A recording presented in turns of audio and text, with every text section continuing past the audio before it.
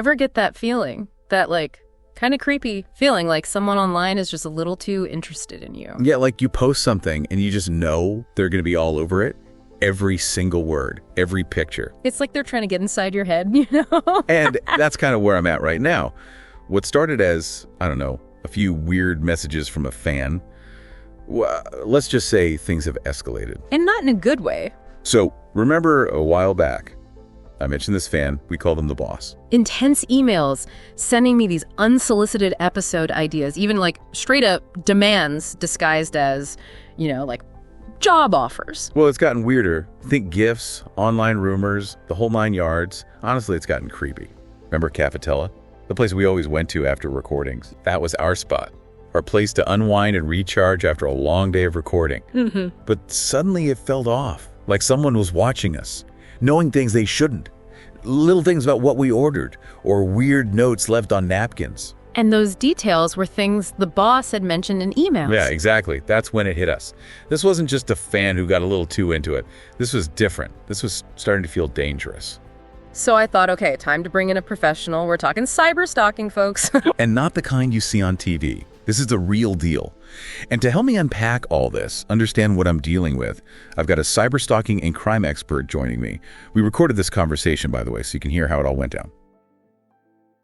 Ever share something online, you know, like a project or just a random thought, and get this this weird feeling like someone's, I don't know, like really listening way too closely. It's like that line between someone being a fan and something else. It gives me the creeps, honestly. Listener, remember the boss. Those strange emails we talked about. Things have gotten a bit more complicated, a bit more interesting since then. Detailed episode scripts and those job offers. Ugh. Felt more like demands, if you ask me. Like they were trying to, I don't know, control the whole podcast from day one. And then you've got mysterious gifts showing up, online rumors. It's no wonder you're feeling uneasy. This is way more than just a fan, you know, trying to steer the show, don't you think? It says here you've even got a reminder to call a detective. A detective. We need to unpack this. Can you help us here? Make sense of this. Yeah, absolutely. What really jumps out from the listener's notes, you know, what's really striking is how the boss's behavior is escalating. Starts subtly, right? Emails, suggestions, even compliments. Seems harmless, maybe even nice at first, but then those actions like sending gifts, those become a way to control, to insert themselves into the listener's life. It's a pattern we see a lot in these situations. You know, you're right. Back in episode 3, remember, we were talking about how we use pre-written segments, you know, for the show sometimes. Could the boss have like misinterpreted that, like what you were just saying, as an invitation to, I don't know, control the narrative? Yeah. Oh, definitely possible. Stalkers, they twist reality to fit their narratives. They might latch onto anything, a sign, a misconstrued comment, anything to validate what they're doing, to justify their behavior. Remember those scripts the boss sent, listener? That need to control where the podcast goes? That's a classic example of that. And now there's this Max, close friend in your notes, super involved in the podcast, which is great. Having supportive friends is fantastic. But we got to consider all sides, right? This raises some really important questions about the psychology of people who insert themselves into other people's stories. On the surface, it might look like enthusiasm, a desire to help, you know, but there's always that potential for manipulation disguised as support. We need to figure out Max's motivations, his relationship with the podcast, how he might be benefiting from being so close to you both. This whole thing, it reminds me of that story about, what was it, Icarus. Yeah, good example of, you know, what happens when ambition and obsession go unchecked. Bad things, bad consequences. Yeah, we're seeing that here with the boss wanting to control everything, your podcast, the narrative, everything. And even Max, in a way. I know he's flying a little too close to the podcast sun, you know what I mean? And like we were saying before, stalkers, they twist things to fit their own story. They look for anything, any little thing that makes them think what they're doing is okay, even if it means totally misinterpreting something. Living in their own little world, man. And they try to pull everyone else in. So, okay, important thing to remember here. Confronting a stalker directly, really dangerous, could make things worse if it's not, you know, handled carefully. But your safety comes first. Starting to think, you know, the boss threatened by Leo. Think about it. All this time, all this energy they put into the podcast, and suddenly there's Leo. Could change everything. That kind of thing, that can be a trigger. Change. For someone like the boss, that need for control probably comes from being terrified of losing their grip on everything. We've been focusing a lot on the boss and Max as the potential threats. But what about the bigger picture? This whole situation, what does it mean? It shows you the dark side of the internet, right? How easy it is for things to get twisted, for people to be manipulated. It's a reminder to be careful about what we leave behind online. Every click, every post, it leaves a mark. You think you're anonymous online, but time to be smarter about what we share, how we... Finding that balance between sharing your life and keeping yourself safe. I mean, this has got to be rough. It's okay to not be okay, to feel overwhelmed, to be anxious, to be scared. Don't keep it all bottled up. Talk to someone, a friend, a therapist, someone you trust. You don't have to go through this alone. It's really got me thinking about creators and their audience, that need for people to like what you do, where the lines get blurry, the obsession. It's fascinating and terrifying. It all comes back to human nature, doesn't it? Even online. We want connection. We want control. And sometimes that comes out in ways that aren't so healthy. Which makes me think, we keep talking about the threat from the boss. But what if it's the other way around? What if they're the ones who are threatened by Leo? $1 million question, right? Change. It shakes things up. And for someone like the boss, it could push them in a bad way. Like they say, nature abhors a vacuum. If they think they're losing control, who knows what they'll do to get it back. We've been, talking about the bad stuff, the dark side of the internet, Mm-hmm. How things can get blurry, how people get obsessed. Protecting your digital footprint. That's key. Think of it like this. Every time you go online, you leave a trail, like breadcrumbs. And someone who wants to control you, they'll use those breadcrumbs. Okay, so how do we cover our tracks? Give us the insider tips. Privacy settings, all your social media. Go through make sure you really know what people can see. Do you really need everyone to know where you are every time you post something? Probably not. Good point. I've definitely done that. We all have. It's easy to forget, but it's time to be more careful and be really careful about what you share. Personal details, like posting a picture of your house, with the street number showing. Think twice. Right. It's like we're supposed to share everything now, but this whole thing with the boss, it's a wake up call. Not everyone's on your side. It's about, finding that middle ground, but keeping yourself safe too.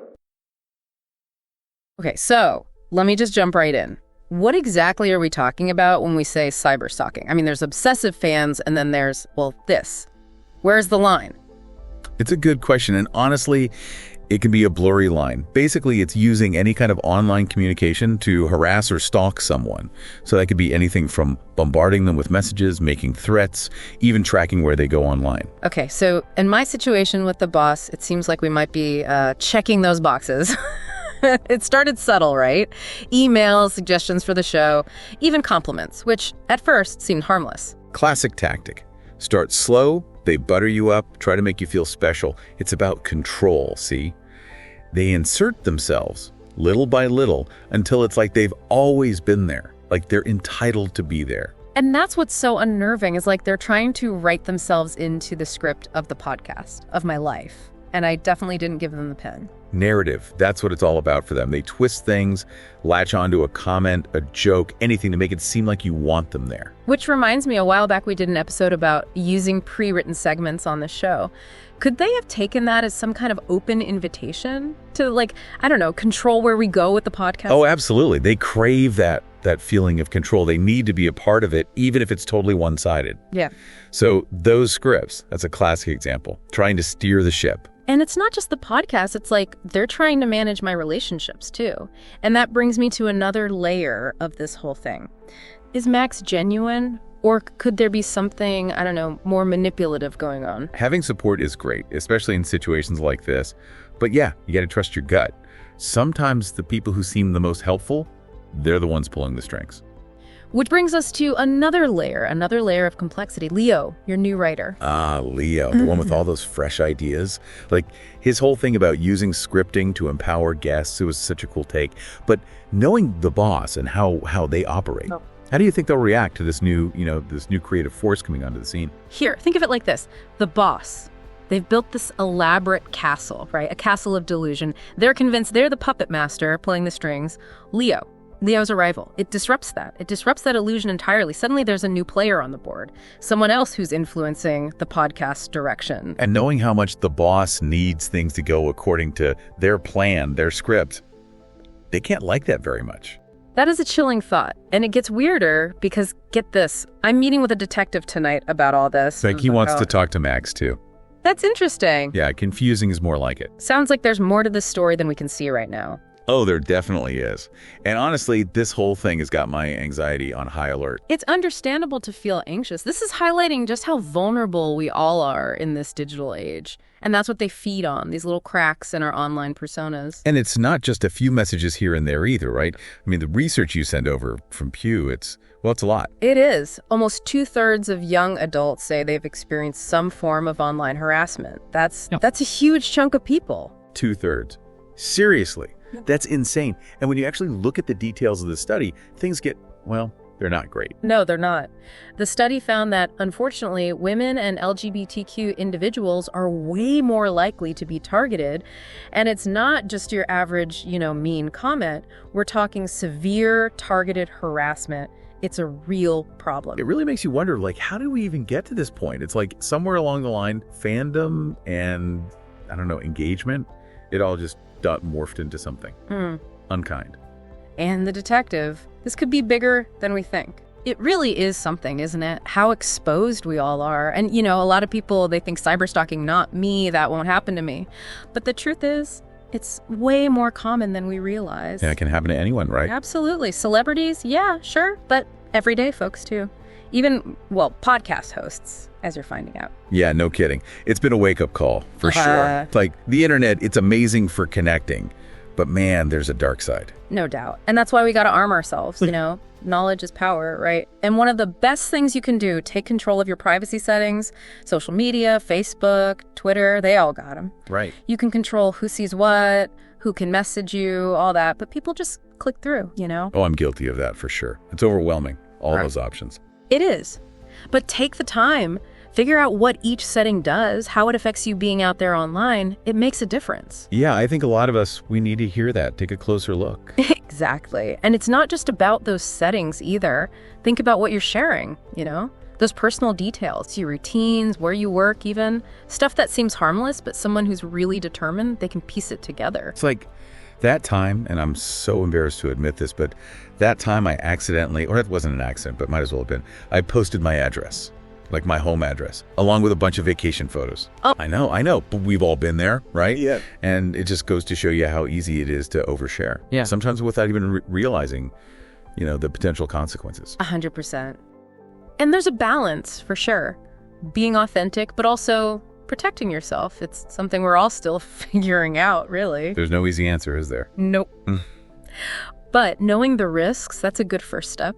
Taking those steps to, minimize them. Exactly. And if something feels off, online, someone's making you uncomfortable. Listen to that gut feeling. Don't ignore it. Don't tell yourself you're overreacting. That's so important. We got to speak up. And, cyberstalking, it's not a joke, right? It's a real crime. It is. So what about the law? I mean, have there been any changes laws to help protect people from this? Yeah, actually, lawmakers are finally starting to get it, like how serious this all is.